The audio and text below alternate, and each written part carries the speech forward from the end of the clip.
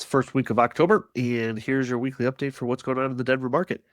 New home sales just hit their highest level in over 3 years, which is rather significant.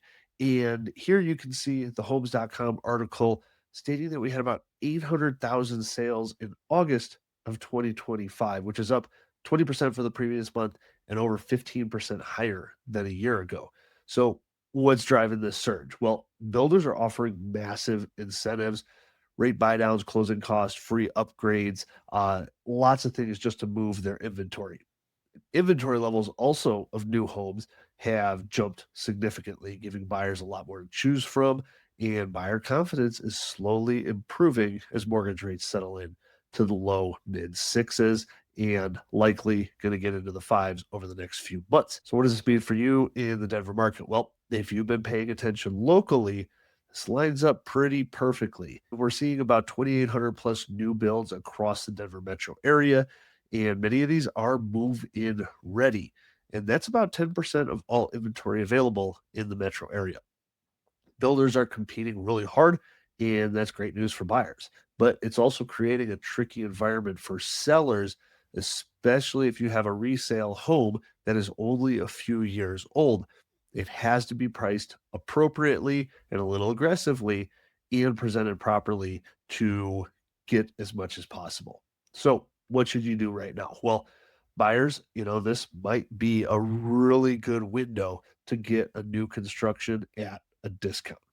Builders are willing to deal, but as rates fall, those incentives are likely going to shrink. For sellers, you're competing with builders, especially if you're in the outskirts of the 470 loop. If your home doesn't shine and isn't priced right, you'll likely be sitting next to a brand new model that is, and you'll likely be sitting there for a long time. So, if you want to know how to prep and price to beat the comps, just reach out. Let's talk. You can call, text me below. Here's my number, or you can scan this QR code, set up a time to chat with me. Now, what are you doing at this time of year, which is arguably the best time of year in Colorado?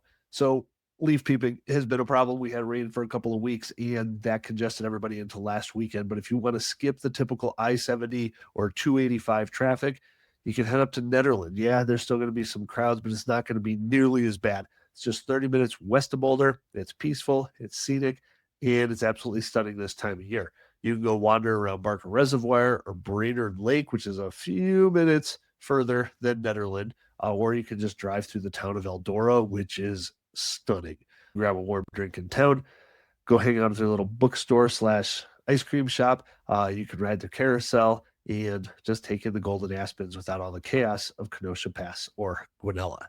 So if you're thinking of buying or selling, or you want just some clarity on this market, feel free, reach out. And until next week.